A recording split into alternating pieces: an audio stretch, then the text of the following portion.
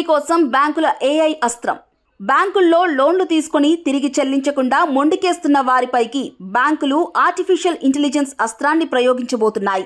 ఇప్పటి వరకు loan recovery ఏజెంట్ల ద్వారా లోన్ల రికవరీ ప్రాసెస్ చేసిన బ్యాంకులు ఇకపై ఏఐ అవతార్స్ను రంగంలోకి దింపేందుకు కసరత్తు చేస్తున్నాయి. మొండి బకాయిలను తిరిగి రాబట్టుకునేలా రుణగ్రహీతలకు వీడియో కాల్స్, మెసేజ్లు చేసేందుకు ఏఐ అవతార్స్ను ఆయా బ్యాంకులు సిద్ధం చేయబోతున్నాయి. ప్రస్తుతం లోన్ రికవరీల కోసం బ్యాంకులు రికవరీ ఏజెంట్ల సేవలను వినియోగించుకుంటున్నాయి. అయితే ఒక ఏజెంట్ కోసం నెలకు సుమారు 30,000 వరకు ఖర్చవుతుందని, నెల మొత్తం సగటున 250 కేసులకు సంబంధించిన వాటినే వీళ్ళు ఫాలోఅప్ చేస్తున్నట్టు ఇండస్ట్రీ అంచనా.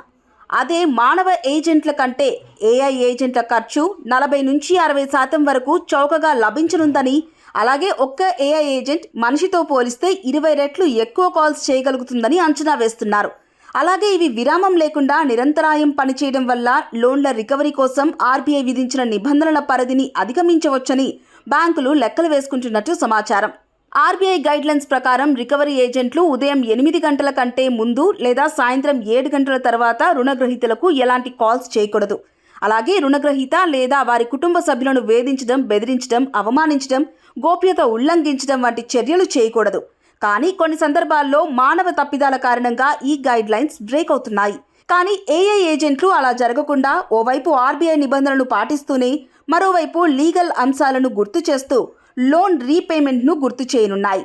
మరి ఏఐ ఎంట్రీతో బ్యాంకుల లోన్ల రికవరీలో ఎలాంటి మార్పులు వస్తాయో చూడాలి.